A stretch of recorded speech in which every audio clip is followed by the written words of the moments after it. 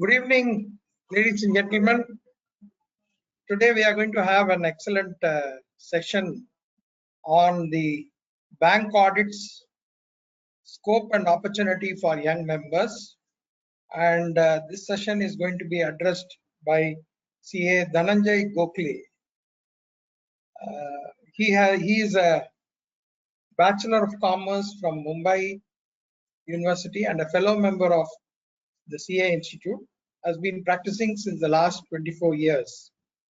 He was a co-opted member of AASB of ICAI for 2018-19 and was nominated as subgroup member of Banking, Insurance and Pension Committee of WIRC of ICAI for the year 2018-19. The convener of the study group formed for ICAI Guidance Note on Audit of Banks 2019 edition.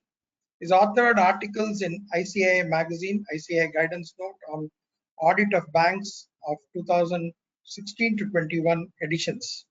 Manual on Concurrent Audit of Banks, reference materials published by WIRC on Statutory Bank Audit, and background material for Executive Masters Program for New Age Auditors by Center of Audit Quality of ICAI. He's handled variety of assignments relating to the arena of banks audits, including statutory central audit of PSBs, mergers and acquisition of urban cooperative bank, and is also a consultant to board of banks. He is a regular speaker at various seminars on standards on auditing and bank audit across all regions and various branches of ICAI.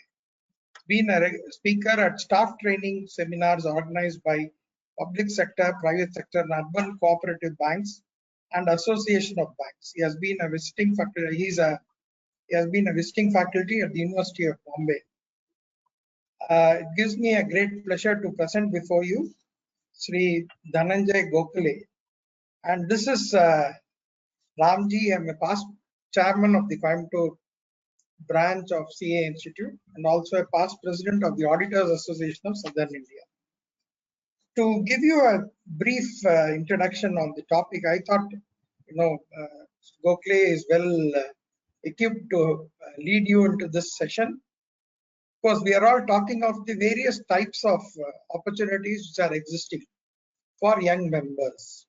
Bank audits are really, we have different types of audits in banks. You have the statutory audit, the long form audit reports, the internal audit, concurrent audit, stock audit, revenue audit, SNAP audits, then credit audit, which covers the process of loan sanction, documentation, operation of loans, monitoring of accounts, KYC audit, NPA audit. Then you have the investment and treasury audit, systems audit. So there's a lot of areas which young members can really address through bank audits. It gives you a lot of potential for professional opportunities. The other flip side of that, I was just telling the speaker, the flip side of that is the need to ensure the quality in whatever work you do.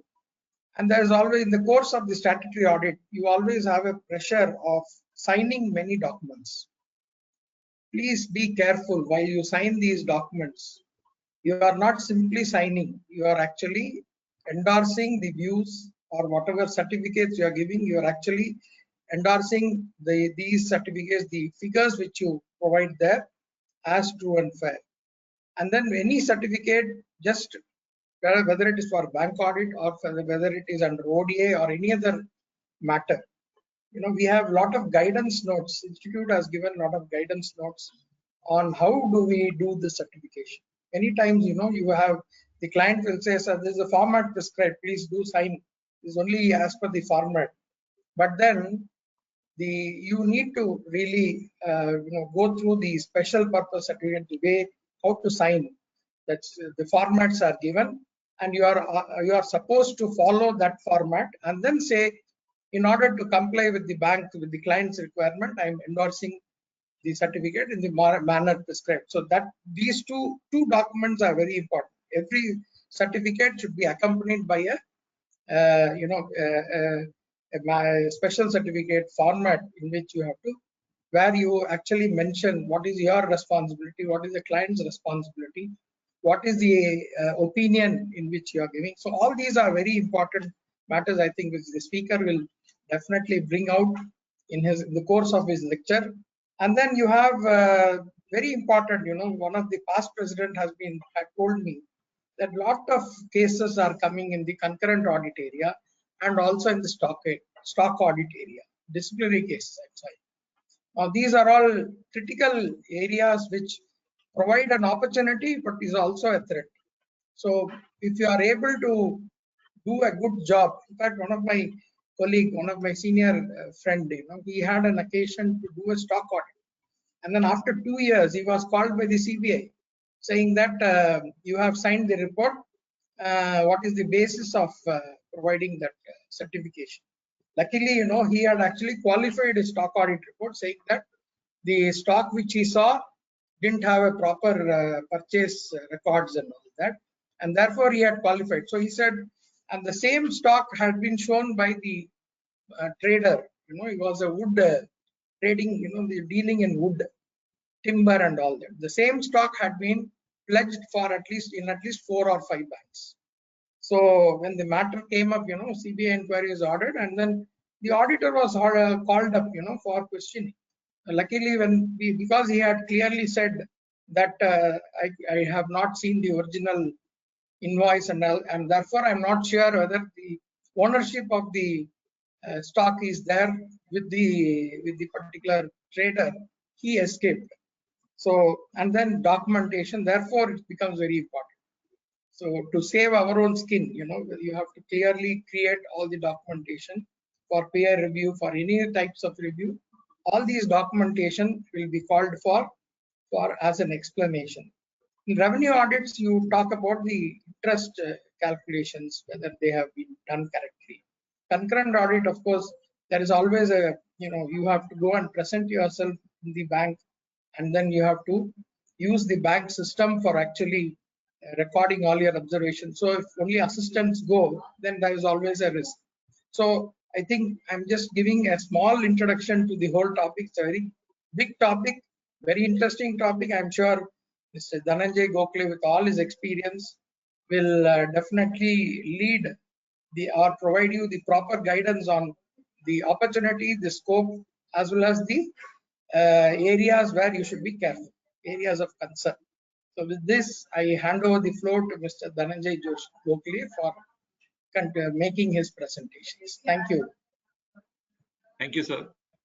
And it was a nice, start of the session that you gave a good overview of bank audits, and especially more about.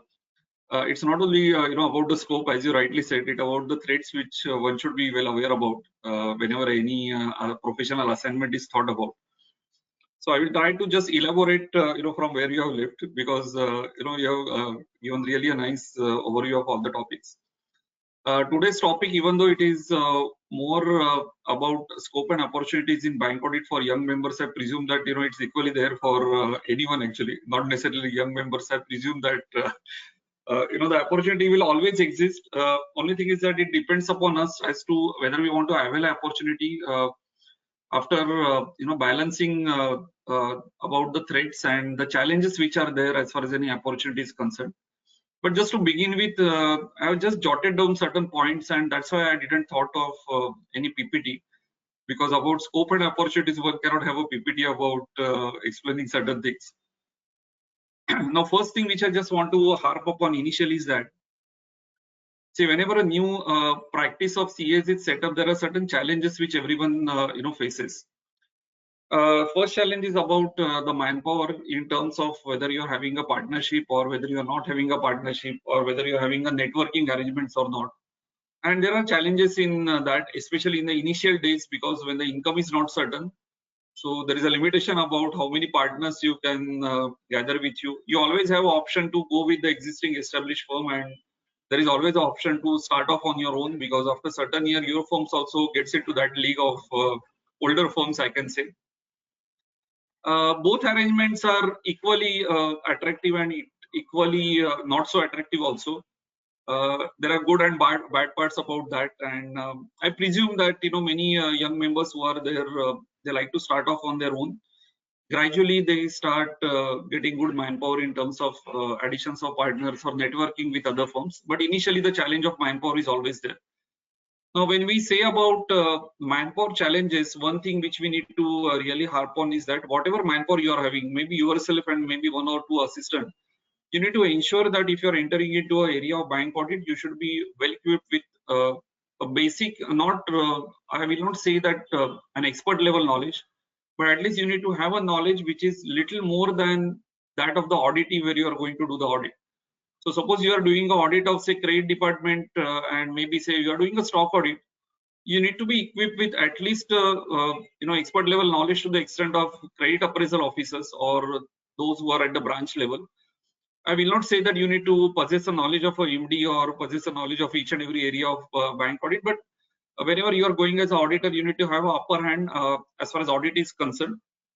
At the same time, you cannot be 100% knowledgeable as far as each area is concerned. So your ears and eyes as well as brain should be open to absorb new technologies and new knowledge areas. One very important part is that, and which many a times looks attractive at the initial stage of practice, is about outsourcing. So friends, I just want to caution to all, actually, not only young members but also the older firms, that outsourcing in bank audit is categorically prohibited. If you read any appointment letter of any bank which is giving you an appointment letter of any assignment, let it be a statutory audit or let it be an internal audits like say concurrent stock audit, everything, outsourcing is categorically prohibited.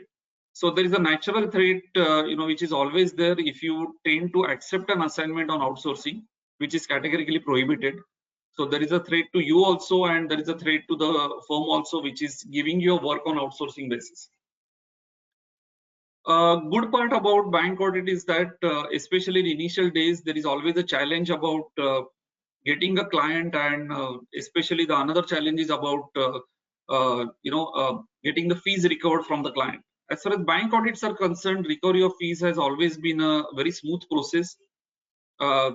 The usual practice of the bank is that once the assignment gets over, once you submit the bill to the bank, the fees are released without any hiccups and without any real challenges, provided that you have submitted the reporting requirements and certification requirements which are specified in the appointment letter. So it's a good thing to have as far as the regular flow of income is concerned. But at the same time, you need to weigh between the cost benefit analysis of that. Just to give an example, like say for example, you have accepted an assignment of a concurrent audit, and you realize that the fees which are there for a concurrent audit are not sufficient to even cover your basic costs which are related to that particular audit.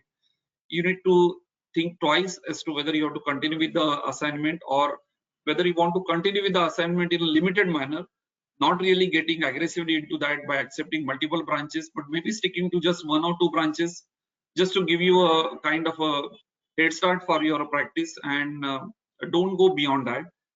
At the same time, if you find that the fees are really not up to the mark, and I can say they are not really able to even cope up with your cost of traveling to that branch, it's better that you should not accept that particular assignment. If you read the appointment letters of any bank assignments, there is always an equal right or a reciprocal right which is given to you. In a sense, the bank can simply discontinue your assignment, and the same right is available with you also. So it's not that once you accepted an assignment, you need to just keep on doing. Many times it happens that the bank goes on increasing the scope of your work subsequent to your appointment, and the fees are kept stagnant at that point. And as an auditor also, you have every right to resign from the assignment if you feel that there is an unjust increase in scope and there is no increase or no justifiable increase in the audit fees as a parallel. So ultimately the choice is yours. And friends, remember one thing, that as a practicing CA, you should always have a courage to say no to certain things. In the sense, if you feel that a particular point or a particular audit is not really gelling with the code of ethics which you're following, or the ethical and moral standards which you're following on your own, it's better that you say no at the right time. Because once you start accepting certain deviations, or once you start relaxing your tolerance level, the chances are that in long run you tend to end up in a scenario wherein your tolerance level is at a at a very low level, or I can say it's on a very high level, to be on a little sarcastic mode. So don't let your tolerance level fall. Always keep your tolerance level high, and always have a courage to say no to anything which doesn't appeal you. There is no litmus test as to when you should say no to a particular dilution or a particular flexibility which you intend to give. So ultimately, you need to ask yourself as to whether, as an independent auditor, whether you are doing justice to a particular point whenever certain dilutions are accepted by you, and that will resolve most of the issues which you might face. Another caution which I want to categorically give is about the approach of regulators. Now, regulators includes many actually. Typically, as far as bank audits are concerned, we always presume that the regulator is Reserve Bank of India. But besides that, also multiple regulators are there who are typically are also affecting you. Just to name few is that suppose you are doing an audit of a private sector bank, then MCA is also a regulator and SEBI is also a regulator if your bank is listed. In case if you are doing an urban cooperative bank, then the Register of the Cooperative Societies, that is RCS, will be also a regulator. So, but at the same time, when we refer to a regulator, usually the name which comes in our mind is Reserve Bank of India. As far as RBI's approach towards the auditor is concerned, the approach has changed a lot in especially last 2 decades. And RBI as a regulator is taking a stand that they will not really hesitate to hold auditors responsible wherever they find that there is a negligence or there is an oversight or there is a mistake which is committed by the auditor. And this applies to any type of assignment related to bank audit. So it's not only about central audit or not only about statutory audit. It applies equally to any bank audit assignment. And at the same time, there is a substantial increase in disciplinary cases which have been referred to DC of our institute. And many a times, the auditors lack certain documentation which they are supposed to maintain as a part of their own documentation process. And that's where actually many times the mistake occurs, that many times certain verbal conversations to take place. There are certain decisions which one takes based on verbal representation from the bank side or maybe from the borrower side, especially when we are talking about the stock audits. But since it is not documented, maybe after a few years, it might look like there is a negligence on your part. So always ensure that you have sufficient documentation to demonstrate before anyone who might question you maybe after 3 years, 4 years, or maybe after 6 to 8 years also. And that demonstration should be based on purely on the documentation part. And if you can simply demonstrate based on your documentation that how the audit was conducted, the chances are that in 99.99% cases, you will never be held responsible for any negligences. So that is something which you need to keep in mind. Now let's talk a little about types of bank entities which are there as of now, and what is the future of various types of banking entities. Traditionally, all of us know that broadly the banks are divided into two. I mean to say number of banks, I should say. One is scheduled commercial banks and others are urban cooperative banks. As far as scheduled commercial banks are concerned, broadly again they will get divided into public sector banks, private sector banks, foreign banks. And as far as urban cooperative banks are concerned, there are broadly two types. One is multi-state cooperative bank and other is a normal cooperative bank, urban cooperative bank. I should be very specific on that, which is confined to only that particular state. Besides that, there are a couple of there are two more types of cooperative banks. One is State Apex Cooperative Bank, and another variety is District Central Level Cooperative Bank, that is typically called as DCCBs. As far as the banking sector is concerned, besides these two broad categories of scheduled commercial bank and urban cooperative banks, there is a third category is RRBs. And in addition to that, we have seen a couple of more variety of banks, like say payment banks, small finance banks, which are kind of mushrooming around. And naturally, there are challenges related to the audit and related to the working of the new age or newly introduced sector in banking. Now, when I say that this is the type of different bank entities, there is an equal opportunity which exists with each and every type of such banks. So we'll run through a couple of typical bank audit assignments which are typically open to all chartered accountants, and which as a young CS which you can surely grab on. The first one to begin with is the statutory audit, which all of us know, and there is a process related to bank branch statutory audit. So first thing is that you need to get empaneled and you need to get RBI unique code, and after that, on a random basis, based on the category of your firm, the firm gets selected, and there is an independent appointment which gets carried out, and you are appointed as a statutory auditor. The maximum number of branches which are allotted to a statutory auditor are 3. So beyond 3, no one gets any multiple branches or multiple banks. As far as private sector banks are concerned, there are few banks which have a system of bank branch audits, and there are a few rather large or very large private sector banks which don't follow the practice of bank branch audit, and only central auditors are there.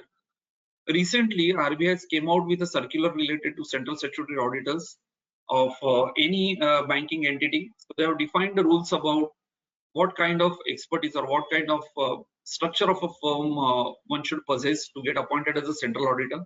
So now there is a single circular which combines all types of banking entities as far as appointment of central statutory auditors are concerned. That circular may not be relevant for you as of now, but at the same time, keep one thing in mind. They have certain criteria to get qualified as a central statutory auditor firm. So you need to always keep one thing in mind, that you are crossing that bar of qualificatory criteria in days to come, maybe in a decade to come, and ensure that your firm becomes eligible as far as the basic eligibility norms are concerned. As far as statutory audits are concerned, or whether it is a central audit or whether it is a branch audit, typically they will get carried out once in a year. Of course, barring central auditors, because the quarterly review will be also conducted along with the central audit. And there the scope and responsibility is equally on a higher side. In the sense, you are signing off ultimately a balance sheet. So naturally, the remuneration which you get as a statutory auditor is uncomparable with any other assignment. Even if you are doing a bank branch audit also, the time and manpower cost which you invest in that, and the kind of remuneration which you are getting is substantially on the higher side. Now, when you get a good remuneration, you are equally responsible to ensure that you are delivering the best quality of audit. And of course, it need not be linked with the remuneration which you are getting. What you need to always ensure is that whenever you take up any assignment, you need to always ensure that the assignment is carried out to the best of your quality and best of your abilities. But for bank branch audit, typically, unlike other bank assignments, like say a concurrent audit, where there is always a hue and cry about the remuneration which one gets, such hue and cry is never there for statutory audit. So that complaining part is never there for statutory audit. So always ensure that you are giving it at your best. The second most popular variety of bank audit related assignment is concurrent audit.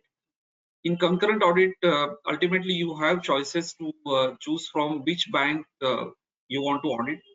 In the sense, there is an empanelment process which typically is carried out once in a year by almost all the nationalized banks.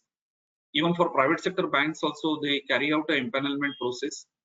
And whenever the empanelment process is on, you can always have your firm empanel as far as the concurrent audit panel is concerned. In concurrent audit, as I said, that you have a choice about doing the routine concurrent branch audit, which is typically confined to the branches of the bank. And you have another option to get into a specialization of concurrent audit by by doing a concurrent audit of treasury departments and trade finance branches or overseas branches of the bank, which gives you a kind of a little upper edge as compared to the routine audits. And at the same time, it requires you to always keep your knowledge updated as far as these specialized areas are concerned, because these are the areas which are far off from routine audits, routine concurrent audits. Off late, actually, or rather I shouldn't be saying off late, since 2002 to be specific, Reserve Bank of India has been harping upon risk-based internal audit. And recently, in the last year, RBI has came out with a circular for urban cooperative banks also, which are having a size of 500 crores and above, to adopt a system of risk-based internal audit. Now, this is an emerging area in bank audit, and what is expected is that gradually in days to come, the routine bank branch concurrent audit system will be dispensed off and it will get replaced by risk-based internal audit. Now, just to give a kind of comparability between routine concurrent audit and risk-based internal audit, let me just tell you a few examples of that. So, as far as concurrent audit is concerned, it's purely transaction-based audit, wherein, as per the RBI circular, what is expected is that whenever a transaction is occurring, it's almost simultaneously undergoes an audit process, that is a concurrent audit process. And that circular has been traditionally there since concurrent audit system got introduced. As all of you are aware about, concurrent audit system got introduced after Harshad Mehta scam. And the basic purpose of concurrent audit was to arrest any divergent practices and wrong practices which might have occurred at a bank. So it was a system to ensure that there is early detection of mistakes or intentional errors, I can say. Over the period, actually, with evolving technologies, ideally the transaction-based audit was supposed to change. In the sense, back-to-back 100% audit was not supposed to be undertaken by the concurrent auditors, but still, as far as RBI circular goes, RBI circular still harps on the same point. As far as the risk-based internal audit is concerned, practically what all of us are doing today is anyway risk-based internal audit, in the sense, even though all of us do a concurrent audit, we don't go for 100% vouching or checking. We as an auditor have always already dispensed off that particular part. So what we really do is, as an auditor or as a concurrent auditor, or even if you talk about a statutory audit also, or if you talk about any audit for that matter, what we do is we do an internal risk assessment of that particular client. And based on the risk assessment, we categorize the different areas as to which area is having a high risk, which area is having a medium risk, which area is having a low risk. Based on that, we decide about the sample size. And maybe if it is a very high risk area, we might go for 100% checking. If it is a very low risk area, what we ensure is that we ensure that the sample size is maybe a minuscule size, but there is always a surprise element which is inbuilt in that particular part. So the very low risk area, we always have a surprise element in verification of that, and with very high risk area, even the surprise element might always be there, but comparatively, the extent of checking is much on a higher side. So usually, even the audit is well aware about those areas wherein your sample size will be on a higher side. So risk-based internal audit basically harps on the part that wherever there is a audit which is undertaken, you need to first risk categorize different areas of operation under that audit, and based on that, you need to decide about your audit approach. So this risk-based internal audit is a kind of future of bank audit. So those of you who are on the verge of starting off the bank audit, it will be very critical if you get deeper into that. Fortunately or unfortunately, if you go through the RBI circulars are not really giving you a very specific guideline. So you can always refer to the institute's material, which is published related to risk-based internal audit for corporates as well as for banks. And that can form a kind of an initial base for you to get an overview or an idea about risk-based internal audit. I will not be surprised if gradually the banks or maybe even the regulator might simply dispense of the concurrent audit and replace it with risk-based internal audit. So it's it's the right time to get into that area, make yourself acquainted about that. So even though you are carrying out maybe a routine concurrent audit, ensure that you are well aware of this new area or new approach towards the audit which is getting adopted across the sector. Besides that, there are multiple assignments which are available in bank audit area. Just to name few, we have again a common area of stock audits, wherein the bank appoints you as an independent auditor to visit the units wherein the bank has lent the funds. So you, as a stock auditor, you are supposed to visit the borrower's premises, factories, godowns, and based on the scope of stock audit, you need to verify a certain part.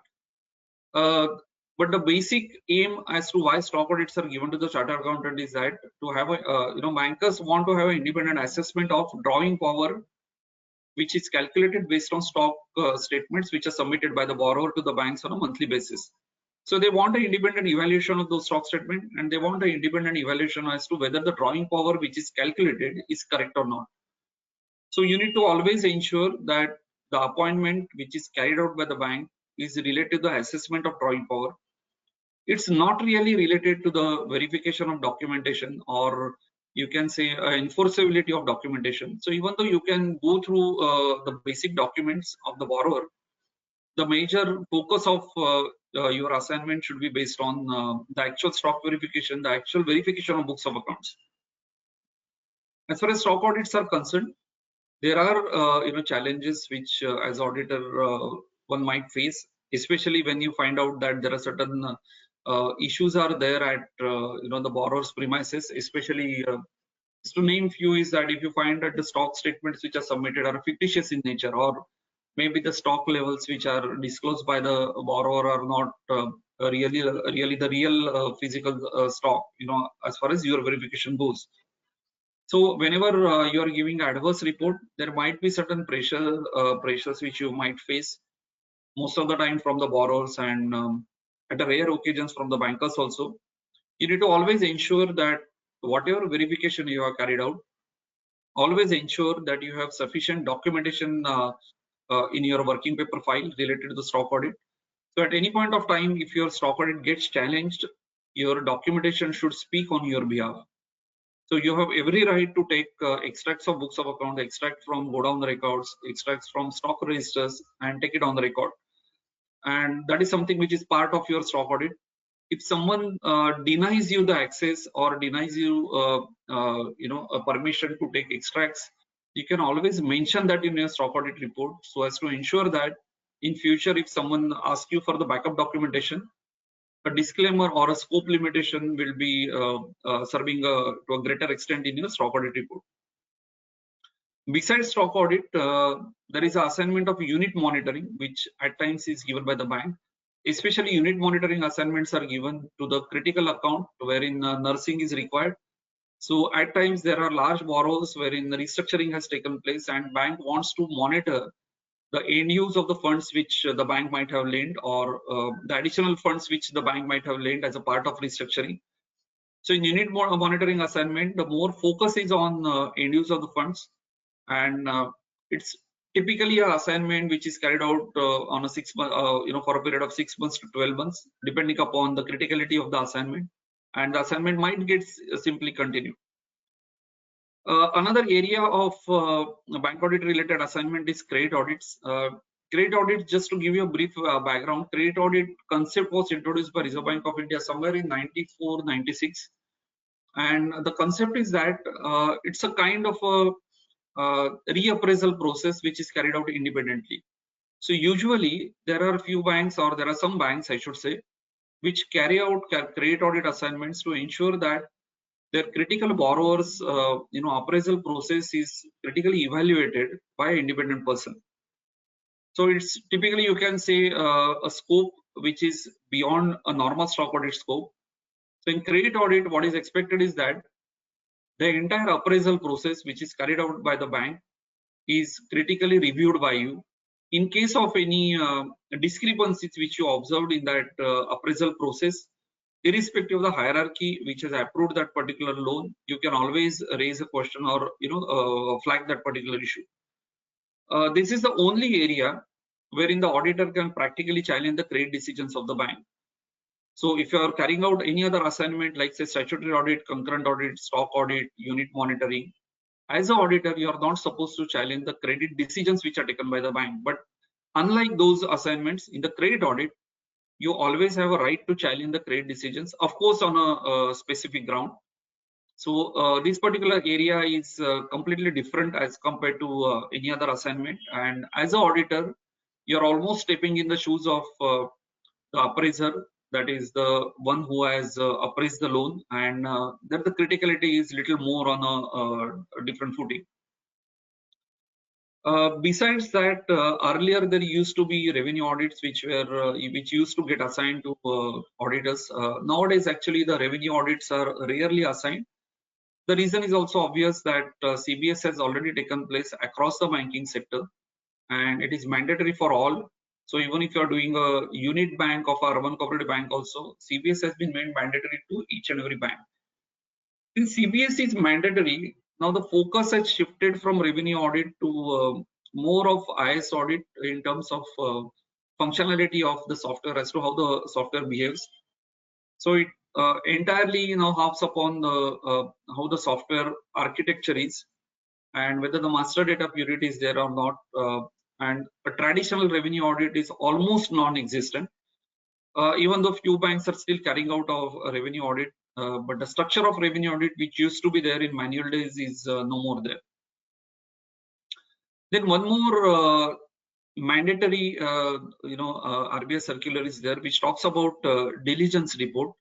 And friends, here we are referring to the diligence reporting and not due diligence. There is a huge difference in that. So there is a diligence reporting requirement for all the banks or all the borrower accounts which are having exposures above 5 crores and wherein more than one bank is involved. So whether it is a multiple banking or whether it is a consortium, it doesn't matter. Wherever 2 or more bankers have funded to a borrower with an overall exposure of above 5 crores, there is a diligence reporting requirement which is mandated by RBI circular. And it has a questionnaire of around 25 to 30 questions which the auditor has to answer. This diligence reporting requirement is more from compliance point of view. So unlike stock audit, it doesn't really require for you to go and verify the stock and verify the units, but it's more about the compliance part as to how the business of the borrower is conducted. Just to give an example, like say MCA compliances, whether the borrower has carried out or not, whether certain documentation requirements which are specified by the bank in sanction letter, whether they are carried out or not, whether there is a structural change in terms of shareholding structure or the directorship structure in the borrower has happened or not. So these kind of reporting requirements are there in the diligence reporting. As far as this diligence report is concerned, diligence report can be issued by company secretaries also and by CAs also. So there is a kind of competition, I should say, which is very much there in this assignment. But at the same time, it's more of very straightforward assignment. Not much of a risk is involved.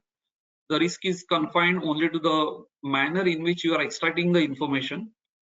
Verification is also to a very little extent, and not much of verification is really required in this particular assignment. And as far as remuneration part is concerned, it's a good and remunerative assignment. Maybe you can compare with the remuneration of stock audit, wherein typically stock audit assignments are a remunerative assignment. Diligence reporting is also a good and remunerative assignment. One more type of assignment which nowadays has reduced, but a few banks still carried out is inspection audits.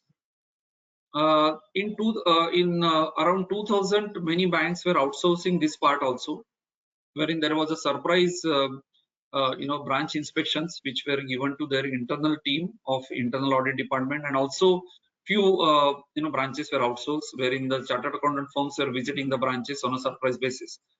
Inspection audit per se, RBI has cautioned the banks as to not to be outsourced, but there are few banks which do that on a case-to-case basis, wherein inspection audits are awarded to CA firms. Now, till now we talked about routine audits, which I'm sure that are known to most of you. We'll go to an area wherein there are additional lucrative areas, I should say, and specialized areas. There is a requirement, or there is an increasing requirement of forensic audit, which is there in banking sector. And in forensic audit, there are certain prerequisites which the bankers have specified. There is also a process of IBA empanelment, wherein IBA has maintained a panel of forensic auditors. And it's not necessarily that each and every fraud related account is required to be investigated only through IBA empaneled chartered accountant firms.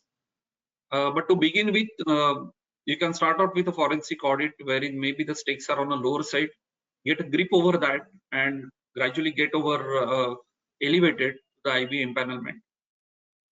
As far as forensic audits are concerned, couple of things which you need to keep in mind. First is that you need to ask yourself as to whether you are really equipped to do a forensic audit or not. Forensic audit goes goes way beyond your normal routine bank branch audit. It has a combination of routine bank branch audit, so you need to be a banking domain expert. You need to be a kind of having a flair of investigating investigating the matters. Also, you need to have a flair of IT audit assignments. So if you really have a combination of that, or if you really have a manpower combination available with you, then only it's advisable to go for forensic audit. Venturing into forensic audit without much of expertise or without zero expertise is something which is too adventurous. You need to also keep in mind that forensic audit reports are always there is always a possibility that the forensic audit reports might be get laid before the courts also. So you need to be always careful about the forensic audits. So if you have a good team, combination of say bank audit expertise or banking domain expertise, investigating expertise, legal expert, IT expert, then this is the audit wherein the assignments are lucrative as well as challenging also. There are certain assignments which banks keep on giving to the auditors as a one-off assignments for various certifications or various claims. Just to give an example, if you recall, actually there was a ex gratia payment which was given to the borrowers to the extent of borrowers having exposure up to 2 crores, wherein the central government reimbursed that ex gratia interest concession to the banks. And somewhere in March 2021, there was a case, court decision, Supreme Court decision, which came out, which allowed the borrowers which were having exposures about 2 crores to get that ex gratia benefit, and that entire ex gratia benefit has been absorbed by the banking sector. There was no reimbursement which was given by the central government as far as this ex gratia is concerned. So the banks have given assignments to verify these ex gratia calculations, that is nullifying the impact of compounding of interest, which happens to the accounts which are having exposures about 2 crores. So you can always on a lookout of this one-off assignments, which are one-time assignments, more about certification and calculation related part, and they are good in terms of having exposure to bank and getting used to the banking sector. Another important area which is emerging since last decade is IS audits related to banks. And as all of us know, actually, to undertake a IS audit, the basic qualification required is you need to be either a DISA or a CISA qualified person. Then only you can sign off a IS audit report. At the same time, even though you are being made eligible to sign the report once you qualify DISA and CISA, you need to ask one question to yourself as to whether you have the technical expertise to carry out the IS audit or not. So wherever you are accepting the assignment of IS audit, always verify that what is the scope of work and whether you are technically equipped to carry out the IS audit or not. If you are technically not equipped, if you are not well versed with those IS audit related tools, and if you are not having that expertise, it's better that you should not get into that. At the same time, similar to forensic audit, what you need to really do is you need to gather your team, or you need to create your team which has an IT expert with you who can work with you. And when you work with along with an IT expert, probably you can take up this assignment in an effective manner. Besides IS audit, there is another area which at times emerges is functional testing of softwares which are used by the banks. So bankers are using not only CBS, but also they are using multiple customized softwares which interact with the CBS and generate various reports or do certain functions. So there is a huge demand as far as functional testing of software is concerned. So these are the assignments which typically will arise from any version change which takes place in any software which is used by the bank. It also will trigger as and when any RBI regulation changes. I'll give you a simple example.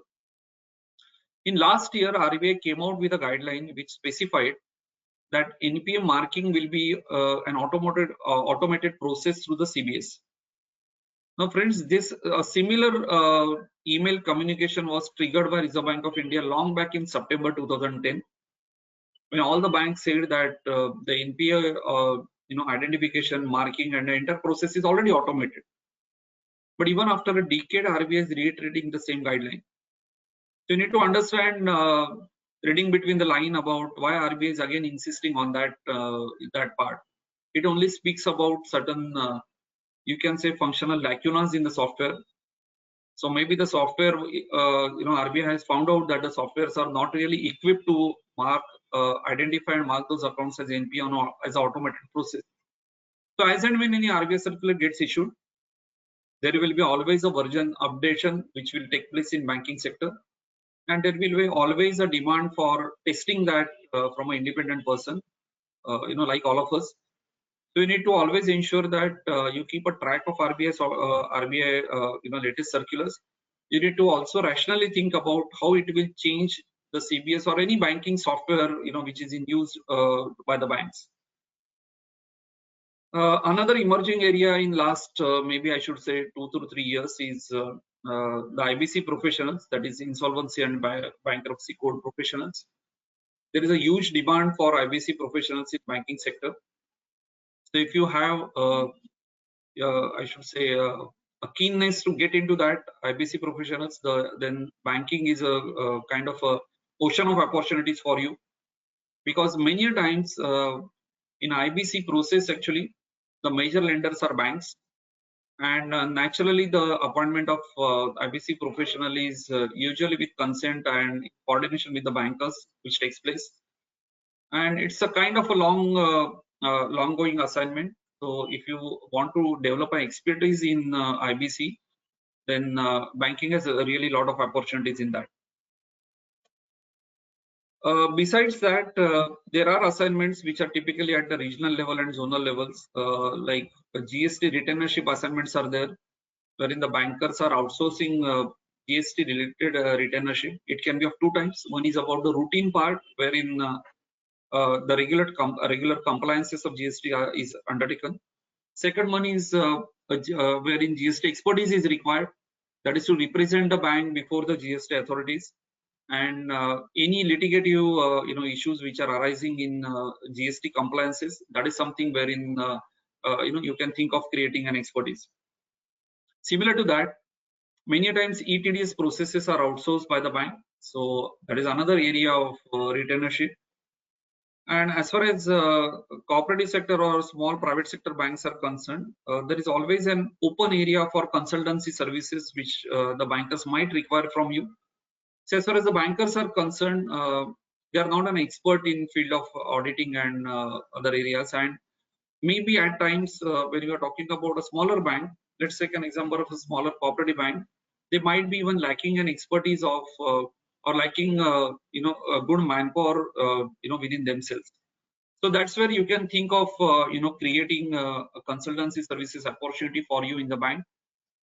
When you are thinking about consultancy services, you need to always ensure one thing, that RBI doesn't permit outsourcing of critical functions of the bank. So that's where you need to desist from giving any consultancy services.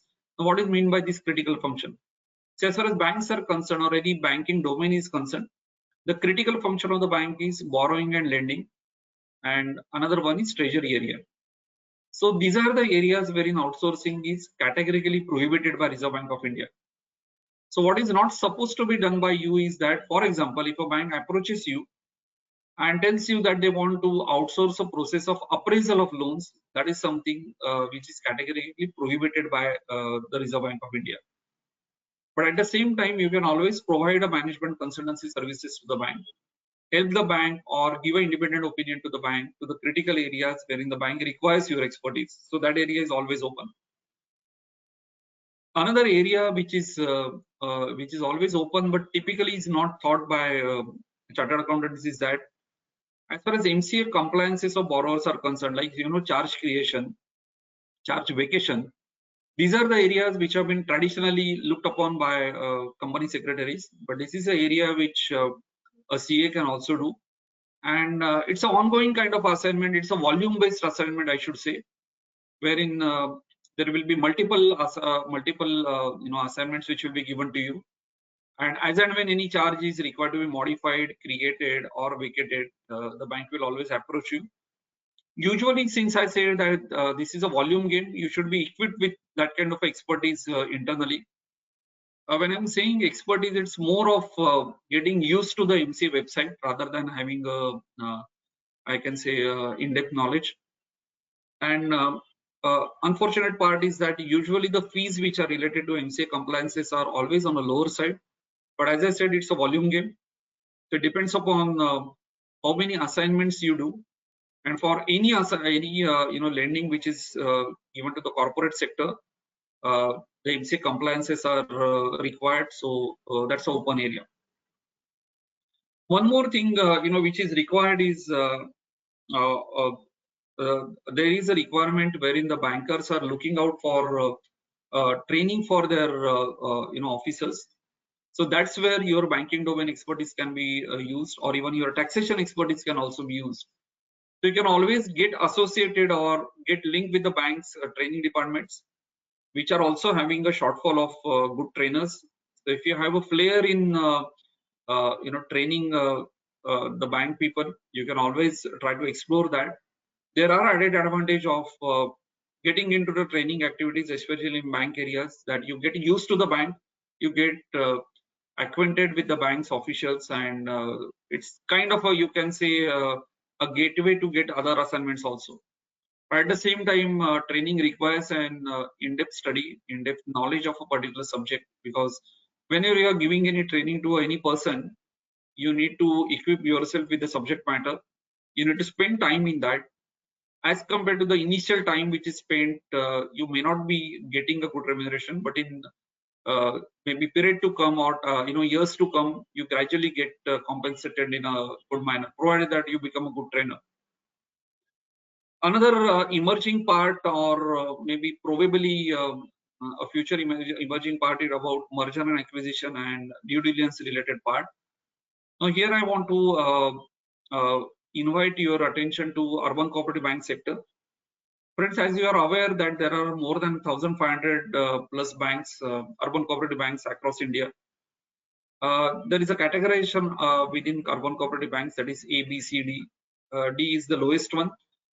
There is a high probability that there will be mergers which will again start triggering off in urban cooperative sector. And that's where your banking domain expertise can be really used.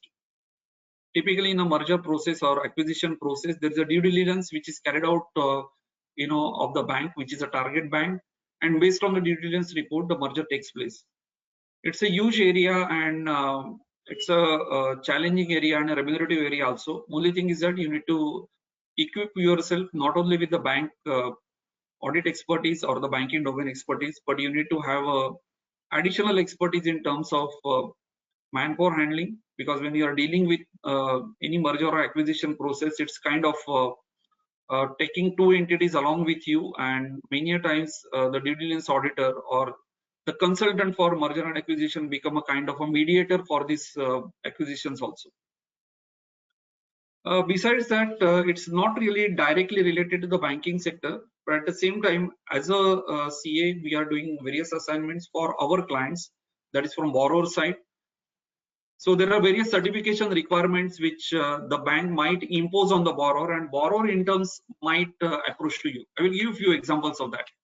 For example, if you are having a loan taken to say construct a factory premises, so the bank might ask that particular borrower to provide a CA certified end use certification whenever the next installment is disbursed by the bank. So this is an ongoing area for such borrowers, wherein you need to verify the end use of the funds which are disbursed by the bank. There are multiple other certification requirements, like the banks typically ask the borrowers to provide us annual certificate about whether any government dues are outstanding or not. That is, in case of any disputed or undisputed government dues, they ask the borrowers to produce a CS certificate as far as government dues are concerned. Few banks have started asking for CS certificate as far as KYC requirements are concerned, and this is something which is little odd in terms of certification requirements. My personal view is that practically a CA is not really equipped or authorized to issue a KYC related certification. Just to give an example, suppose there is a newly formed proprietorship is there, and the bank is insisting that there has to be a CA certification for formation of proprietorship or existence of proprietorship. Practically, as a CA, you can't really vouch about whether the proprietorship has borne or whether it has started off or not.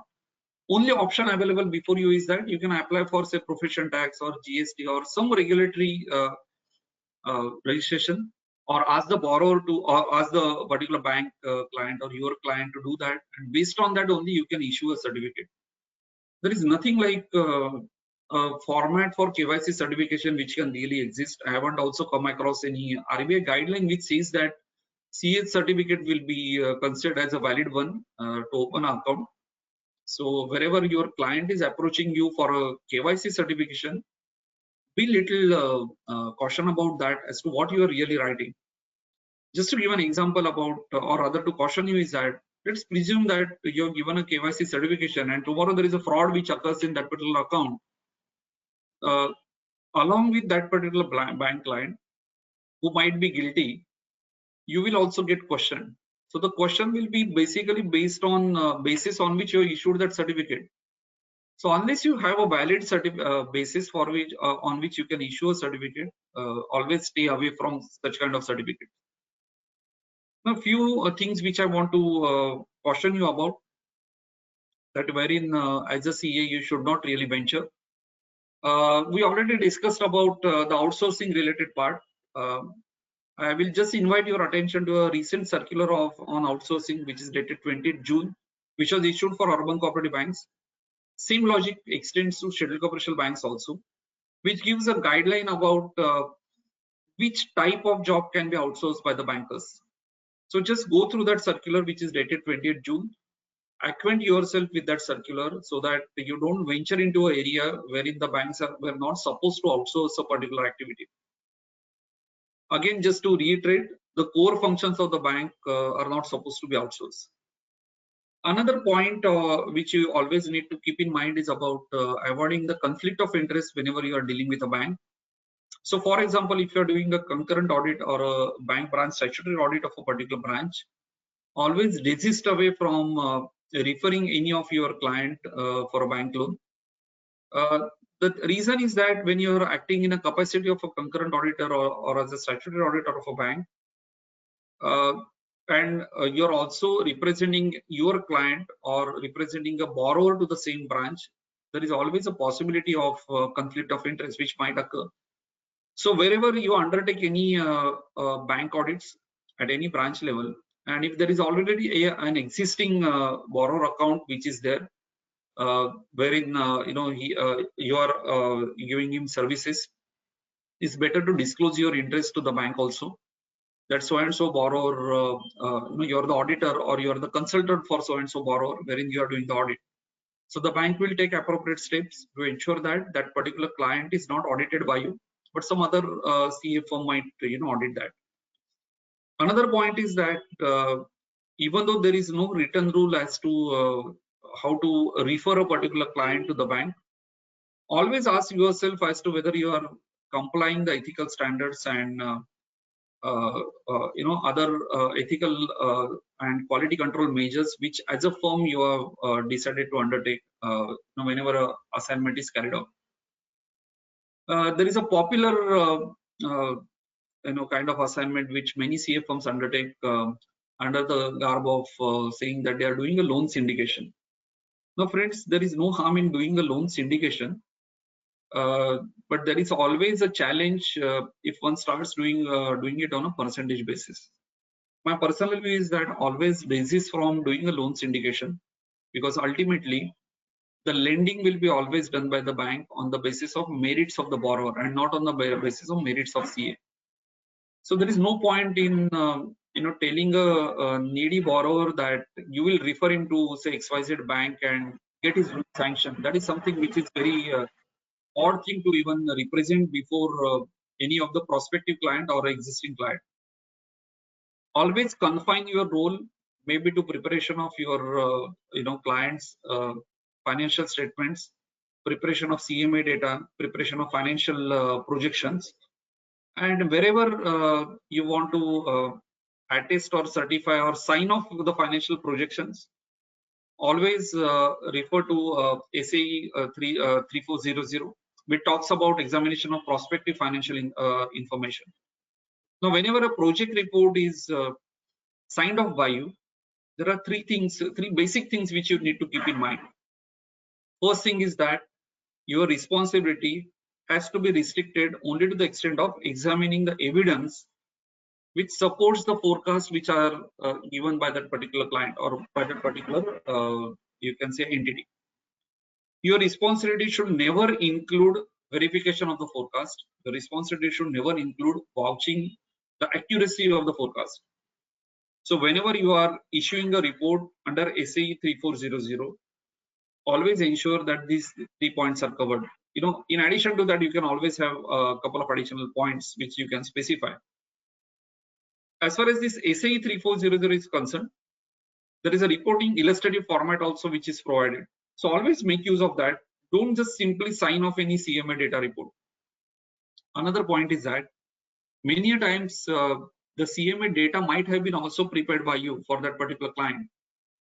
But your preparation of CMA data and certification of CMA data are altogether different things. You need to get the data, basic data from the client end itself. You cannot create a particular data. So always make it a point that your documentation is clean and your documentation doesn't speak that you have created a CMA data or you have created certain details. The basic data, basic details should always flow from client side to you, and not it should not be a creation of a CFO. As far as coming back to again loan syndication, as far as loan syndication is concerned, as a practicing CA, you should always ask yourself as to what kind of services you are providing to your client, and whatever you give in terms of verbal assurances to the client, are you in a position to put that in writing and take it as a part of your appointment letter or not? If the answer is no, then the obvious precaution which you need to always take up is you shouldn't be taking such kind of an assignment wherein you cannot put that scope in writing and you cannot accept that particular scope. If you just follow this simple step about which kind of assignment you can accept, then things will be easier. There is a guidance note which is issued for in 2016 by CA Institute on the reports and certificates for special purpose. As far as bank audits are concerned, this guidance note is of utmost use. Just to give an example, you might be doing stock audits for various banks. Now, whenever you are doing stock audits for various banks, usually all the banks will give you a stock audit reporting format. They will never give you a report or a covering report related to that. So wherever you are issuing a stock audit report, always refer to this guideline and issue a covering report and make the stock audit in the prescribed format as a kind of annexure to that or addendum to that particular report. Similarly, if you happen to get an assignment of NPA verification, because many times nowadays the concurrent auditors have been asked to do an NPA verification on quarterly basis. So it's a kind of a special purpose certificate which you are issuing. Again, my advice is that refer to that particular guidance note. Have an illustrative format of report which is available in that particular guidance note itself, used for NPA certification also. Don't just put your rubber stamp and sign off NPA statement which is prepared by the bank.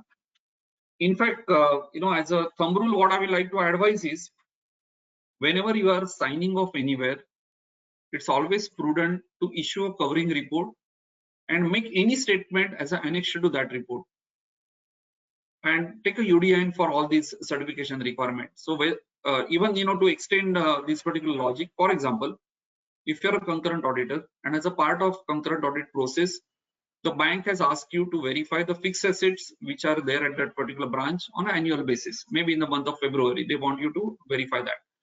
So whenever you are issuing a fixed asset verification report, always have it issued in the format which is prescribed in the special purpose certification or special purpose report guidance note. Make it a point that it elaborately explains that what kind of assignment you have carried out, what is the scope limitation to that particular assignment, and that will resolve many matters. So again, to reiterate, don't just sign off any you can say a statement or any anything which banks gives you. Another very important point is that many times all these quarterly, monthly, or maybe annual certifications are signed by both, that is by auditor as well as by the auditee. So whenever you are signing it off, actually it has to carry your covering report. You cannot simply sign off any document along with the auditee unless you have issued a separate report for that. So this was more on I can say a brief about what kind of assignment you can get. Few things which I want to discuss is that how to prepare yourself or how to equip yourself as far as entering into the bank audit area is concerned. So first thing is that whenever you are starting off with any area, what you should equip yourself is to get a sufficient knowledge about that. Now, when I'm talking about sufficient knowledge about any particular area, there are few things which you can always do on your own.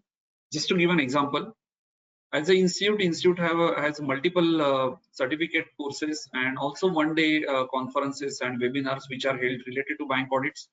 Just to name few, institute has a concurrent audit certificate course. It has forex and treasury management certificate course. Then in between there is a course which was conducted by institute along with Infosys for Finacle related training. Institute also has Excel related courses for data analysis, CAD tool usage. IBC exam is anyway there. Now all these are basically will help you to equip yourself with certain kind of you can say banking domain knowledge or value addition to your banking domain knowledge. These courses are not really mandatory in nature, so I'm not saying that these courses are must or they are required to be undergone by you. I just gave you what is available or how you can equip yourself. And whenever you are undergoing any course, there is a chance that you might feel that this area is totally new for you. So it takes time for you also to learn certain areas. But my advice is that don't enter into a bank audit area purely on the basis of empanelment. Empanelment is required. It's a prerequisite in most of the bank audit related part or bank audit related assignment parts, I should say. But it should be, it should get along with yourself having a sufficient knowledge about that particular area. There are few things which you need to equip yourself besides these enabling courses. You should be well aware about which are the acts which are applicable to the banking area. So just to name few, Banking Regulation Act is applicable to all the banks. It has undergone a recent change. That is, last year it was changed related to urban cooperative banks, wherein Section 56 was amended to a greater extent. So BR Act is something which you should be well aware about. RBI Act is also there, which applies indirectly to the banks, or rather that is the act which empowers the regulator, I should say. Of course, BR Act is also there to empower the regulators.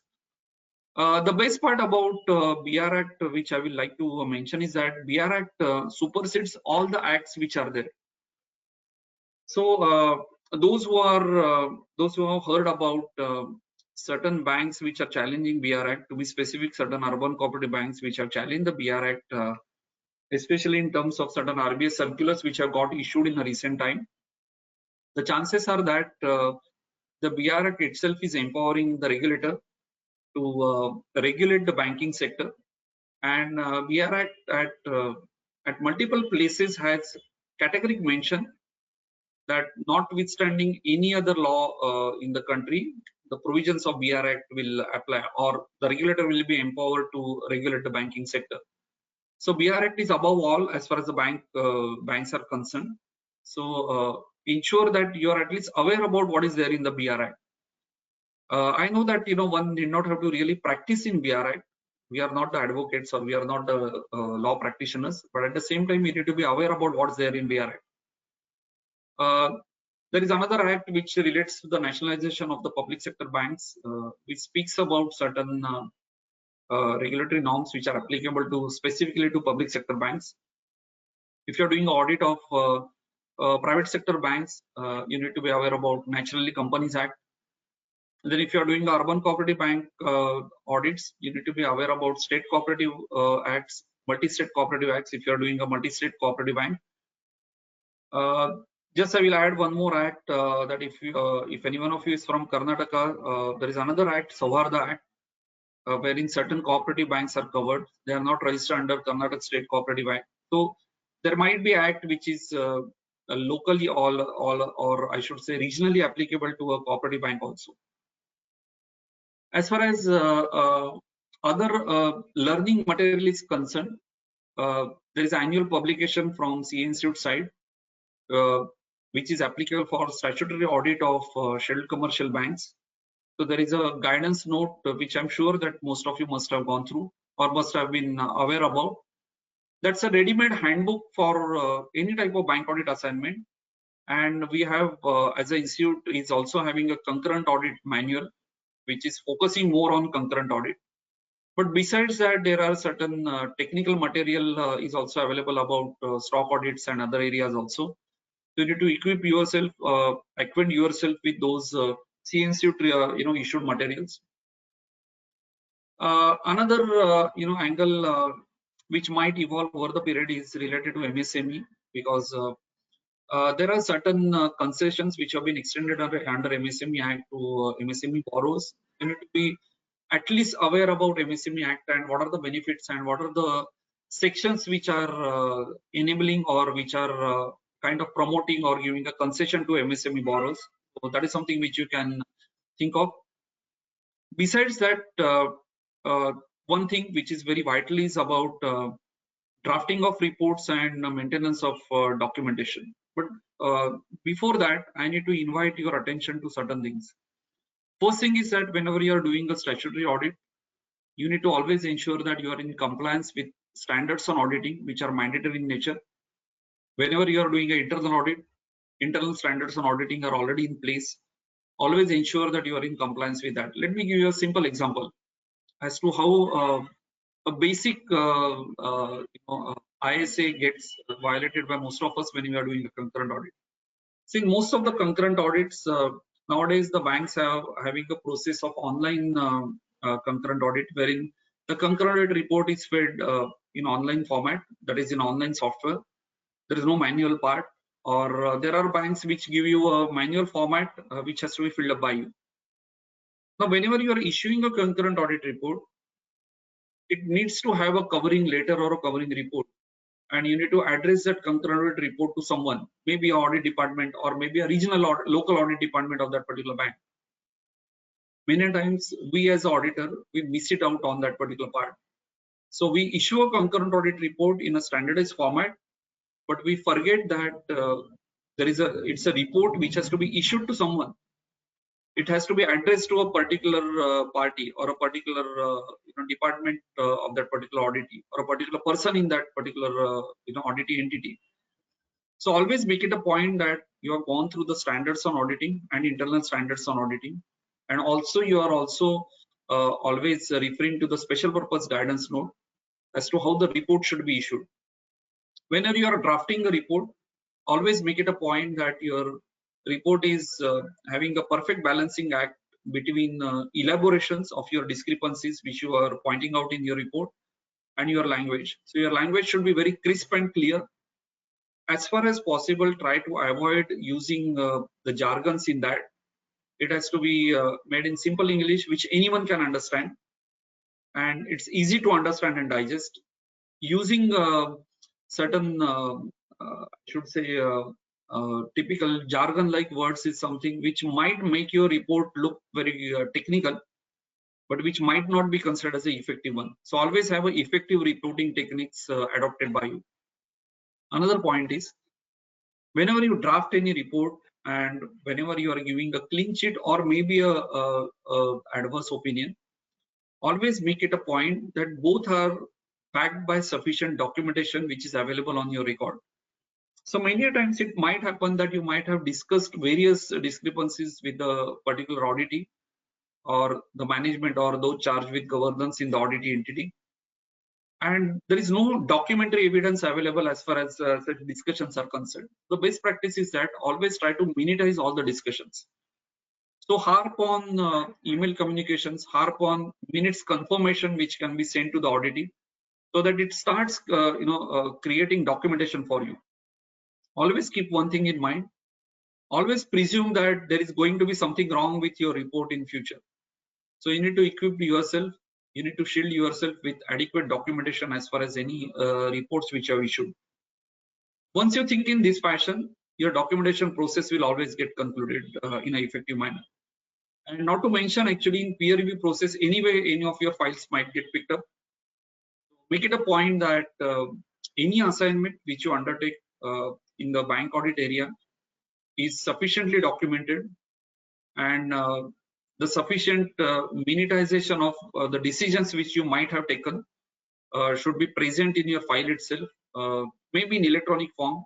I am not saying that it has to be always in manual form, but always make it a point that it's available for your support. So this was a broad overview as far as the opportunities are concerned for the young members.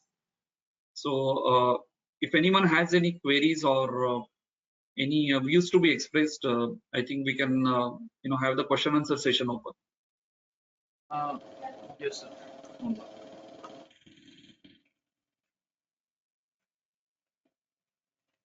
sir.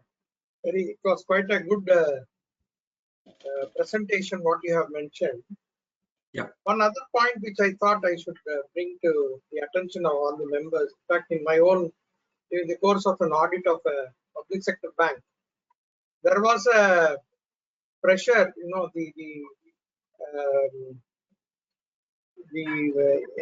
loan dates of the loan processing of the loan was manually filled up, and we found that they had cheated the computer by filling up dates so that the NPA, it will not come under NPA. Yeah. So while doing the audit, we found that the NPA was a very high figure instead of what they had shown. So I think we have to be really smart wherever the bank, or whenever taking up a bank audit, you should be, many times the controls are given manually in respect of key areas. So how that can be, that we have to study the system and see how it can be. Yeah. I think the questions are there. Yeah.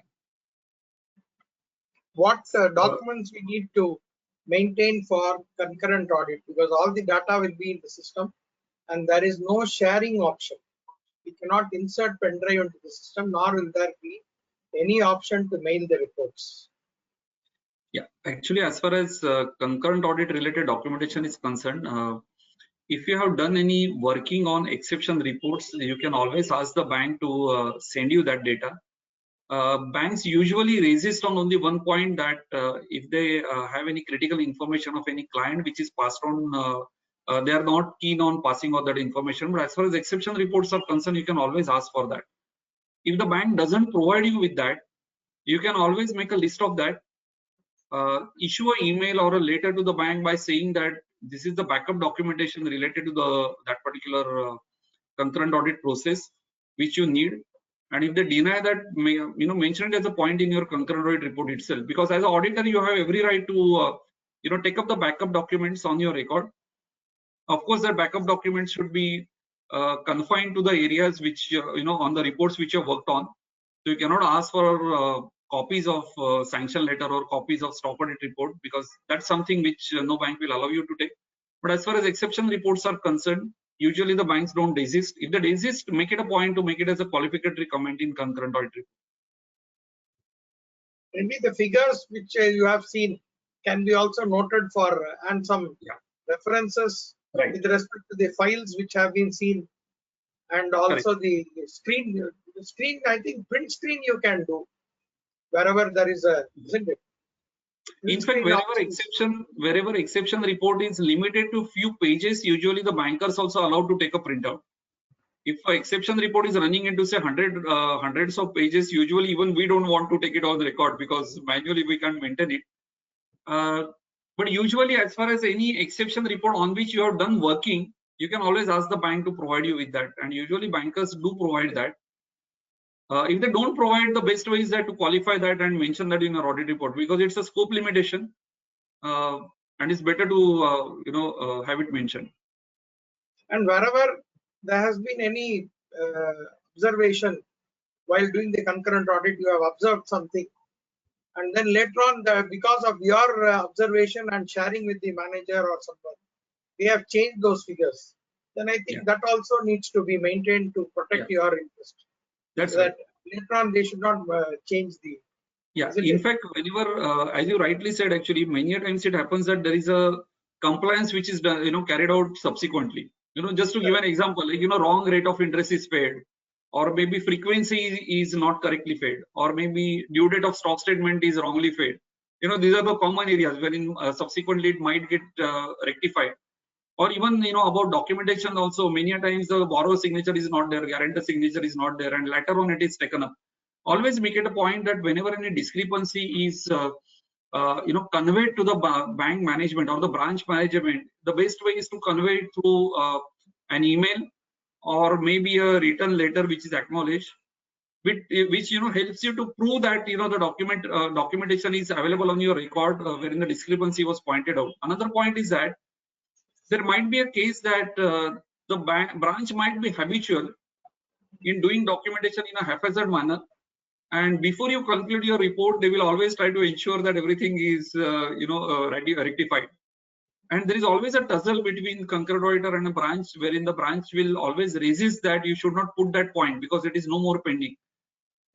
Now there actually your documentation will come handy, that in case if you are able to prove that it's a common habitual practice of that particular branch to have the documentation done in a haphazard manner when the loan is disbursed, and it is a consistent irregularity which is happening, you can always make it a point to mention that in your audit report, even if it is later on regularized, because it throws a different light on the practice of the branch, which is not so good, and it might be an unpleasant thing for the branch or branch manager, but it will be always a good thing for you as an auditor to point it out. In the stock audit, in fact, some of the company, wherever statutory audits are being done, in case of verification of stocks, the recent practice has been they take a photograph of the stock pools. So, and in case of valuers also, they come with a camera and they take a photograph. Maybe that could also be followed for stock audit, I think. Because then you have a physical, the proof of existence of stock, and then having seen that place, and one can always think of that to maintain an internal record. Only my suggestion is that, unlike valuer, stock auditor need not provide those photographs to the bankers, because it has a different kind of repercussion, because the bankers will start presuming that you have verified each and every stock which is appearing in the photograph. So better to keep it as a part of your documentation to prove that you have visited that place. Correct. Yeah. Next question. Second question. You have come to fourth. Okay. How to get our partnership firm has only existence for less than 1.5 years. Are we eligible for concurrent audit? If yes, should we obtain any empanelment registration for applying concurrent audit? See, there is no prerequisite. There is no prerequisite for a concurrent audit. Even partnership firm is not required. Experience also is not required. Only your CA degree is required. In the sense, COP is required. See, as far as empanelment is concerned, there are different practices which are followed by different banks. So, based on that bank's own practices, you need to get empaneled. It's not that there is a prerequisite for empanelment. It purely depends upon the bank's own process. As far as the regulatory norms are concerned, there is no prerequisite. Anyone can apply at any point of time. So, technically or practically even, on the first day of your practice also, you can start doing concurrent audit. There is no bar on that. And I will just go a little beyond this theoretical answer, because this is more of kind of technical answer.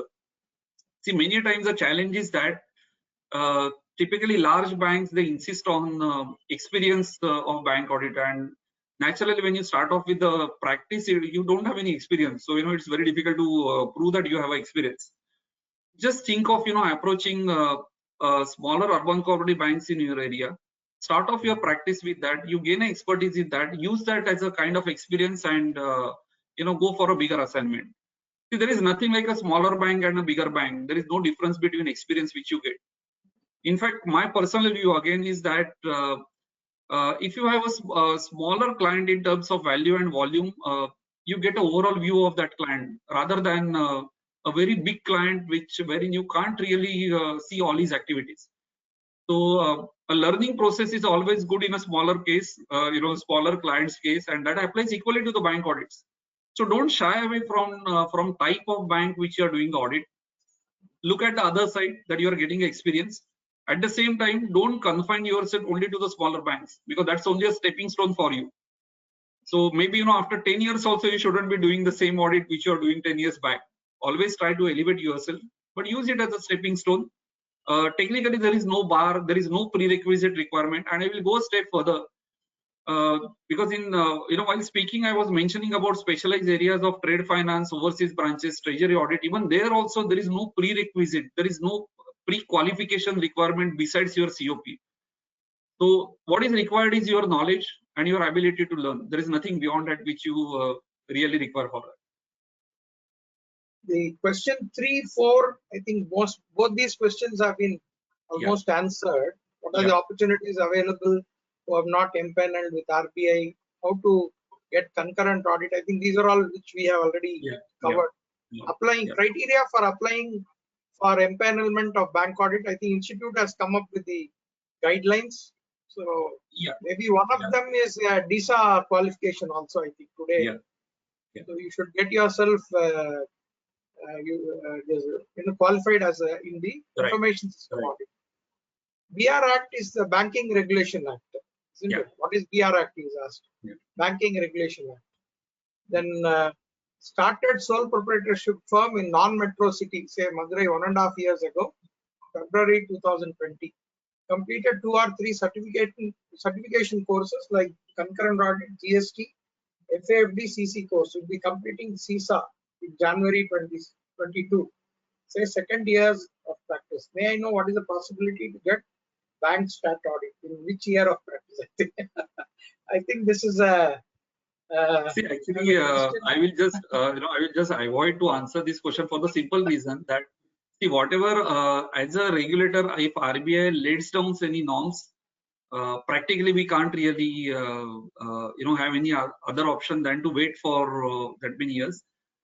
But only my suggestion is that don't only harp on statutory bank audits. Statutory bank audits, maybe it might sound little criticizing, from my end, but let me just do that even at the cost of that. See, don't consider statutory audit as a kind of a lottery or bonanza which one is getting. There is a lot of risk which is involved related to statutory audit. Don't venture into statutory audit unless you are having sufficient knowledge of bank domain. You can't get bank domain expertise on an overnight basis. I might be sounding as a kind of harping on the typical regulators view, wherein they require you to be at least 3 years, 4 years of practice. My view is not about number of years of practice. My view is about having sufficient expertise. Ask yourself whether you are really equipped to do a bank audit and give a full justification to the bank audit area, or whether you are only you can say harping upon that just because by way of empanelment on a random basis your firm will get selected. I do understand that on a commercial side, especially in initial years, the statutory audit fees are really lucrative. But always look at the other side of the risk area, which is related to the statutory audit. And possibility of getting a bank statutory audit, to be very frank with you, it's very minimal as far as any type of firm is concerned. So whether you are a level 1, level 2, level 3, level 4 entity, getting a bank branch statutory audit is kind of a rare thing nowadays because of multiple factors actually. Major factor is that public sector banks have been merged together. The number of branches will reduce over the year. There is a chance that the basic cap, that is a mandatory limit of bank branch audit, is getting elevated, or many banks are trying to elevate that, to be very frank with all of you. So there is a chance that that area might not really exist in long term. I'm not saying that it will get nullified, but the chances are that it will be reduced to a greater extent. So don't depend on that particular area. If you get a statutory audit, that's fine. Develop an area which are emerging areas like risk-based internal audit and other areas which are equally providing you a good remuneration, providing you an equal opportunity. Think of that. Statutory audit is once in a year, so you have to always consider about opportunities which are throughout the year and once in a year. Which I have answered that in a different way, but I just thought that I should, add these points also. It's a correct approach, I think, because of the multiple mergers of the banks. There has been a reduction in the number of branches which are coming under audit, and the boards today are also looking at the cost of audit. So earlier, they are not comparing what is the benefit and what is the cost. So when they are looking at that, but one thing is that maybe in rural areas, people who are practicing in rural areas may have some possibility of getting individuals also will get bank audits. In urban areas, it's difficult because there's other people. Category 3, category 2 are people are there. So category 4 may not get the bank audit. Okay. You rightly said about, it relates to the next question also. You rightly mentioned about the cost. I just, like to spend a few minutes on that. Yeah. See, unfortunately, I don't want to get into why it happened actually. Unfortunately, now audit has a power to appoint auditor. And that's where, actually the independence is very critical for all of us to maintain. And the cost factor, as you rightly said, sir, that was never there earlier. And now suddenly the banks have started harping upon that there is a cost, which is there for audits. And the funniest part is that, it's like, removing a security guard by saying that, there is a cost for security guard. See, as an auditor, we are not security guards, but at the same time, we are, as auditor, it's kind of a deterrent practice which exists. See, otherwise audits are no more required. Why only talk about bank audits? For any audit, if everyone was self-disciplined and everyone was doing everything correct and perfectly, there was no need for any verification. So even maker checker was not required. So auditor is there as a kind of at times as a deterrent factor, at times as a guiding factor, and at times as a regulatory compliance related assurance kind of a factor. So even though the bankers are saying about a cost reduction or so-called cost reduction which they want to achieve by way of reduction of audit, as an auditor, what I really feel is that let them take that course of action by harping up on that fact. In years to come or in days to come, it will again fall back to the same thing. Maybe after maybe certain unfortunate events. Just to give an example, see the birth of concurrent audit was was because of Harshad Mehta scam. No one would have thought about concurrent audit prior to that. So the opportunities will exist, and what I always believe is that if one opportunity gets closed down, there will be certain other opportunity which will be there. Whatever is there as a kind of a monopoly that never prevails on a long-term basis. So let audit get curtailed. There will be more scope for management consultancy area. As a CA, we need to believe in our abilities rather than getting something which is ready-made based on empanelment. So once we firmly believe in that, I don't think that there will be an issue. And I will just add one more point actually. See, whenever we are talking about all empanelment, statutory audits, and other things, especially most of the CAs will agree on one point is that none of us is really sitting idle. Almost every CA firm, whether you are doing audit, whether you are a 1-year-old firm or whether you are maybe 100-year-old or 50-year-old firm also, we are already under tremendous pressure. Only thing is that we as a professional need to be choosy about which type of assignment which you want to make. So wherever you feel that you are already overburdened, try to curtail your practice and increase your fees for the assignment which you are presently undertaking. We need to be shrewd enough to, as I said in the beginning only, that we need to be shrewd enough to have a courage to say no to our clients. So think in that, that manner.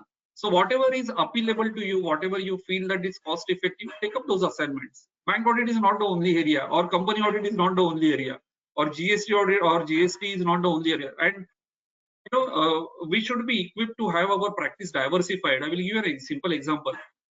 See, when GST regime came in, GST audit has a lot of opportunity in terms of remuneration. With a single stroke, actually, GST audit has been abolished. Just think of any area. You cannot depend upon any particular area. But at the same time, even if GST audit is abolished, there is a, I can say a multiplier effect which has got created, that all the GST audits which have been abolished, whenever the assessment process will start, the same client will pay you in multiple terms as far as fees are concerned to face those assignment. So, let's not even think about whether we get an assignment or not. There will be always an opportunity. Maybe statutory audit may get reduced, but stock audits will increase, or risk-based area audit will increase. So there will be always a opportunity which will always get evolved. The next question is there any specific format prescribed for stock statements to be submitted to banks periodically? Often there is no correlation between data furnished from the borrower. I think many of the banks have given a format, Right. including the method of valuation. In fact, some of the banks are asking you to value on selling price. That's very good. In fact, cost or selling price, if they value, it's better for the borrower. They are drawing for increases. But then, what is your opinion, sir? I think you could also you should answer stock that. statement, as you rightly said, stock statement formats are usually there in the bank. If auditor has anything objectionable related to that, as you said, that if a bank is saying that you have to value the stock at selling price, you can always mention that as a discrepancy in your report. If you're doing a stock audit, or if you're doing a normal concurrent audit, also you can mention that. Since we are talking about stock audit and stock statement, I would like to make a little deviation. Typically, there is always a tussle between few of the bankers and auditors about reduction of sundry creditors, as far as the DP calculation is concerned. Paid stock. Rates, yeah. And see, as far as the DP calculation is concerned, it should be always on the basis of paid stock. The reason being, otherwise there will not be any working capital requirement. So wherever the bank is arguing with you, put forth your point in a clear terms, leave that rest of the compliance part with the bankers. So once you have said that you're not agreeing with that, and in spite of that, if the banker goes ahead and gives whatever credit facilities are there, it's banker's call. Don't venture into that, but always make it a point that wherever you feel that there is a discrepancy in the process of the bankers, always make it a point to mention that, because this is a kind of debatable area since long, actually. One other point which I thought I should bring it to the attention of the listeners here is please do physical verification and also see whether these stocks are obsolete or they are saleable. Many times what will happen, they will value goods which are not moving and then show it as a stock. So whereas actually it is obsolete stock. Even by accounting principles, you are not supposed to value those kind of stocks. So you should be very diligent and see whether the stocks are whether it can be sold. The other thing is you should also learn something about the industry where you are going to inspect. Identify, some technical knowledge, something, at least some basic knowledge is important for us to know whether a particular product is a raw material or a finished goods or a WIP. So that is also important.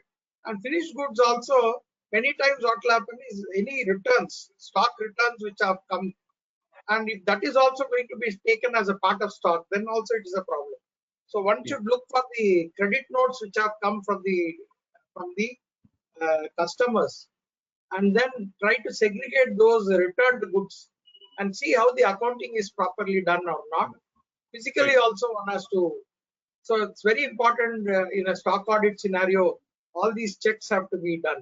So the age of the stock is very important. You can easily verify the invoices, the purchase bills and all that, and see whether the payments have been made for those invoices. Good. Next. Next, we talk about what view to approach in certifying reports like Joshi and Gilani committee reports in statutory audit. Generally, questions in the report are about deep internal control system followed by branch. What approach can be followed to review the same and fill the same? As far as Ghosh Gilani reporting is concerned, it is purely based on your observation of the existence of internal control systems. And I will suggest to even refer to the guidance note which is issued by Institute, because since many years actually, there is a covering format of report which has been given as an illustrative format for Ghosh Gilani committee reporting. The reason being, Ghosh Gilani committee reporting requirement, frankly speaking, they cannot be really answered in a proper manner in a short span of 6 to 7 days when you are at the branch. So there is a kind of I shouldn't say scope limitation, but there is an illustrative format for this reporting requirement. I will suggest that go through that, which makes many things clear about that. And guidance note already has question-wise suggestive material as far as how to answer that particular point. Only one thing which I will mention: don't give that Ghosh Gilani committee report to be filled up by the branch manager, because he will always write everything in a positive way. That may not be the real thing. Read the questions and answer those questions, because many times there are certain questions which are not applicable, and which many times the auditor answers favorably. So make it a point to answer that in a right manner. Yeah.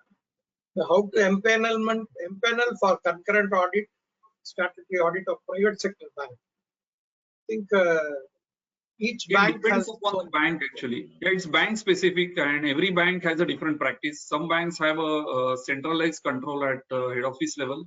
There are few banks which don't outsource concurrent audit function also amongst few of the large private sector banks. So it entirely depends upon the bank. Yeah. Is there any source for finding out stock audits nearby for banks? Usually you can inquire with the branches about what is the process, and usually the branch managers will guide you about what is the internal process in the bank. Because again, over here also few banks are there who maintain a panel of stock auditors. There is an empanelment process. Few banks don't sorry, few banks don't have a panel. You have to just apply them, and there is nothing like a published empanelment process. It's throughout the year, so they just keep on adding the auditors in their panel. Best way is to inquire with the nearest branch of the bank and ask them about what is the empanelment process, and approach that specific department where the panel is maintained. I think generally it is done maintained at the regional office, most of the banks. Yeah. So the regional office, they allot the stock audits for the some banks what they do actually, they empanel it at the centralized level, and allotment is carried out at the regional level. So they allocate those firms to the regions, and they take it forward. I'm not able to see question 14. Yeah. Oh, got qualified in 2021 branch audit. Okay, I will answer this question. Actually, the question is, I can understand the background about this question. What typically happens is, and I will rather elaborate that question and then answer. See, as far as forming a new partnership firm is, see, there are multiple combinations which can happen, with respect to this question. I will just name few. See, many times, maybe couple of firms will merge together. They will form a single entity, and maybe after a few years, for whatever reasons, actually, I don't want to get into the reasons, few partners might get disassociated with the firm and might start a new practice. Now, whenever you are merging firms, I will just like to give you a kind of advice that whenever you are merging the firms, follow the merger guidelines which are issued by the institute, because once you follow that order, the demerger guidelines will also apply to you. So instead of simply closing down the firm and getting just added as a partner in other firm, just follow the merger guidelines, which are in which will be a kind of a perpetual benefit which will be available to you. Because it might happen that unfortunately you might get disassociated with the firm. So that is the first thing. Second thing is that once you get disassociated with any firm, I'm presuming your case wherein it was not a case of merger, but it was a natural partnership form, and after that, maybe after a few years, you have got disassociated. Whenever you are going for filling up the CA Institute's empanelment form, it asks you the question about the experience as a signing partner. It doesn't ask you about number of years. So whenever you are filling up that form, naturally you will become, for example, since you have stated that you have signed the audit reports for 2 years, so your 2 years will get counted in that process. Only thing is that whether you are qualified to be a branch auditor or not, I don't have those guidelines often available with me. But what I just want to clarify is that the audit reports which you have signed will be counted for your your experience purpose. It is not related to the firm. It is related to the signing partner. So let's take an extreme case that suppose there is a firm, and for 10 years that firm is doing a bank branch audit, and the signing partner has resigned from the firm. Then in that firm, that experience is not counted in terms of signing. That will get counted in the name of the partner who has signed it off. And there is a clear-cut mention in the empanelment process also as to how to count that. You have to go by that. I think this answers question number 17 also, because I think both are of the same. Yeah, that's it. I think both are same questions. Yeah. Then sole proprietorship firm eligible for getting concurrent? I think yes. Yeah, very much eligible. Yeah, eligible. Then call out specific circulars, master circulars of RBI. I think any master circular is consolidation of all circulars till that time.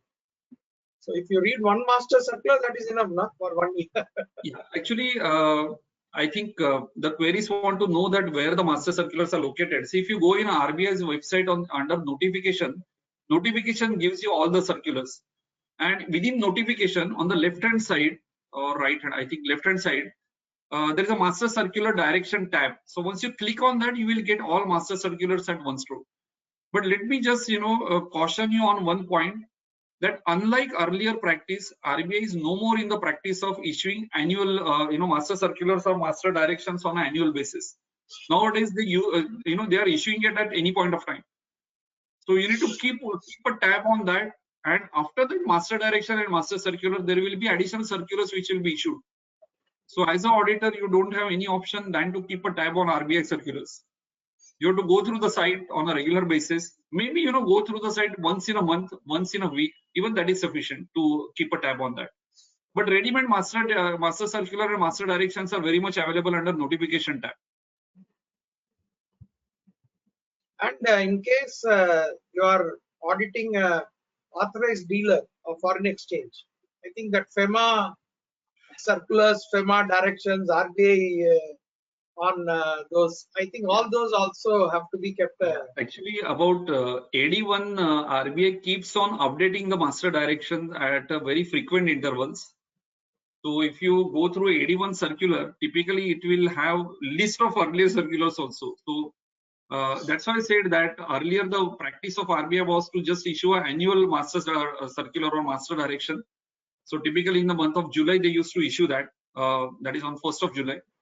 So after that, you don't have to worry about earlier circulars. But now the practice is that they rarely issue the circulars, and it's not a specific timeline when they issue that. So you have to keep yourself updated. And specifically, whenever there is a obligation in a particular contract, where the remittances have to be received within a certain period, the AD is supposed to maintain all that. He's supposed to question the end user fund, etc. So as an auditor for the AD, he has to be also looking at whether the AD has satisfied the particular obligation. Otherwise, tomorrow inspection comes and if the AD has not done something, then auditor may also be liable. Of course. Yeah, of course. So when you are auditing a Forex branch, one has to be very, very careful. The knowledge of FEMA as well as the circulars are very important. Yeah. Yeah. The next, specific scope of assignments in urban banks, in the new developments, statutory audit selection in urban. I think they're all localized, no? Urban No, banks. no. Actually, I will just see, as far as scope of assignment in urban cooperative banks are concerned, there is ample scope. So whatever we are talking about scheduled commercial bank, the same scope exists there also. As far as statutory bank auditors of UCBs are concerned, that is urban cooperative banks are concerned, one law is that if the bank is a multi-state cooperative bank, Multi-State Cooperative Act applies, and if the bank is confined to that state, the local state cooperative act will be applicable. Everywhere actually, the auditors are appointed through AGM. So the usual process is that the bank will maintain panel of auditors, and out of that panel, the management, typically the board, will decide about which auditor should be recommended. So they have power to recommend the auditors to AGM, and the AGM will actually appoint you. Now, the recent developments which are which have happened in urban cooperative banks, there are two recent developments which have occurred. One is the BR Act amendment, which took place in September 2020. As per September 2020 BR Act amendment, what is required is that the bank is required to take a pre-approval of the statutory auditor which they intend to appoint for urban cooperative bank. So that is one development which has taken place. Second development has taken place with respect to the recent circular which has got issued by Reserve Bank of India related to appointment of statutory auditors. That covers all types of bank, including urban cooperative banks. So first thing is that you should be eligible to be appointed as statutory auditor of urban cooperative bank, and second one is that your name should be forwarded that by that urban cooperative bank to RBI, and RBI has to approve it. Usually the process which is expected is that depending upon how many number of auditors which the urban cooperative bank wants to appoint, because now there also they have a guideline wherein joint auditors have been made mandatory depending upon the size of the bank. So let's presume that there are vacancies for 2 auditors. Then what RBI expects is that there has to be at least 4 names which should be sent to RBI, and those will be approved by RBI, and the names will be sent in the hierarchy of choice. Then these names are placed before AGM, and AGM has a right to appoint auditors. But let me even spell out certain extreme cases. There are cases which have happened wherein AGM has rejected the auditors which have been recommended by board and appointed a completely different firm of CA. In current scenario, it's little difficult to have such kind of a scenario, because the process will be that, for example, suppose there are 2 auditors which are recommended, and AGM wants 3rd auditor to be appointed, and both the audit firms have been rejected by the AGM, which is very much possible. And the process will be, AGM will appoint that particular auditor. That auditor's name will be sent to Reserve Bank of India by that bank. RBI will approve that appointment, and then the appointment will be effective. So that's the process. And this process applies to all the banks, not only urban cooperative banks, because the auditor appointment will be there through AGM, even for private sector also. Practically, it rarely happens that the audit firm which is recommended is rejected. But let me just tell you what might happen. Since certain states, the online AGMs have been permitted now, like similar to listed entities. Usually in manual or physical AGMs, the resistance is comparatively always on the lower side. I'm talking about the practical, practical aspect. But in online AGM, what happens is the shareholders can vote. Now it might happen that those who are not able to resist in open forum, that is in physical forum, they can easily oppose that. And appointment of auditor might be one of that. Usually it's a very rare scenario, but I have seen in physical AGM that the firms which were recommended were rejected. And altogether different firm was suggested by a group of shareholders, which was consented by the AGM, and totally different CA firm was appointed. I will give another instance also. In a particular bank, there was a rotation of auditors which used to happen on a regular basis. So it was a prudent practice. In one of the AGM, the shareholders objected on one firm to be rotated, and that firm was appointed as an additional auditor along with the continuing joint auditors. So these things do happen. Power always lies with the AGM, that is with the shareholders who are the owners of the bank. But as of now, to answer that query, just to reiterate, the circular of RBI is relevant, and second one is amended BR Act is relevant, wherein the pre-approval of RBI has been made mandatory.